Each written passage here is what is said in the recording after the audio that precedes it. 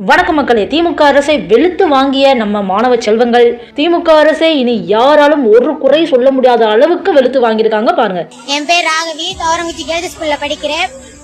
9 மாசம் ஆச்சு இந்த ரோட சரி பண்ண ஆரம்பிச்சு, இன்னும் போட்டு முடிக்கல. பட் ஆனா அங்கிட்டு இருக்க ரோடெல்லாம் போட்டு முடிச்சிட்டாங்க. இந்த ரோடு மட்டும் எதுக்கு போடலன்னு எனக்கு தெரியல. ஆலம்பட்டி, தெத்தூர், வடகம்பட்டி, எடையப்பட்டி எல்லா ஸ்டூடெண்ட்ஸும் டெய்லி நடந்துதான் போறோம். எல்லாமே போராடிட்டு அப்புறம் எல்லாம் சொல்யூஷன். அப்புறம் எதுக்கு நாங்களா இருக்கிறோம்? மாணவர்களுக்கு உங்களுக்கு என்ன இருக்குது? ஒண்ணுமே இல்ல. 12 வயசு ஆனா ஓட்டு போடுறதுக்கு மட்டும் வந்துடுறாங்க வீடை தேடி. ஆனா ரோடு போட்டாங்கன்னா அது எத்தனை 9 மாசம் ஆனாலும் முடியாது. ஏதாவது ஒண்ணு ஆச்சுன்னா இவங்க பொறுப்பாவாங்களா?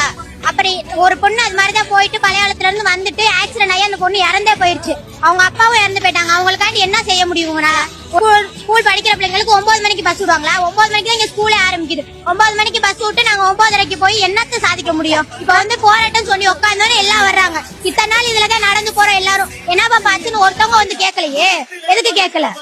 போராட்டம் நடத்தினாதே கேட்பாங்களா? எங்க இருந்தாலும் போராட்டம் தான் எல்லாமே. இதுவா டெய்லி அவமானப்பட்டு அசிங்கப்பட்டு எங்க ஸ்கூல்ல போய் நிக்க வேண்டியது இருக்கு. 900 பிள்ளைங்க முன்னாடி ஒரு 50 பேர் மட்டும் அசிங்கப்பட்டுனா எப்படி இருக்கும்? அருமை தங்கமே, அருமையா பேசினப்பா. வருங்காலத்துல நீ மிகப்பெரிய ஆளா வருவப்பா. நீங்க அங்கிட்டு மாந்தோப்பு தென்னந்தோப்பு இருக்கிறனால எல்லாம் சரக்கு வேண்டி வந்து அங்கிட்ட வச்சு அடிக்கிறாங்க, மம்புழுக்குறாங்க. அதுல நடந்து வரும்போது நாங்க மட்டும்தான் நடந்து போறோம். பின்னாடி யாரும் துணைக்கும் வரதும் இல்லை. எங்க பின்னாடி அதனால எங்களுக்கு பஸ் வேணும்.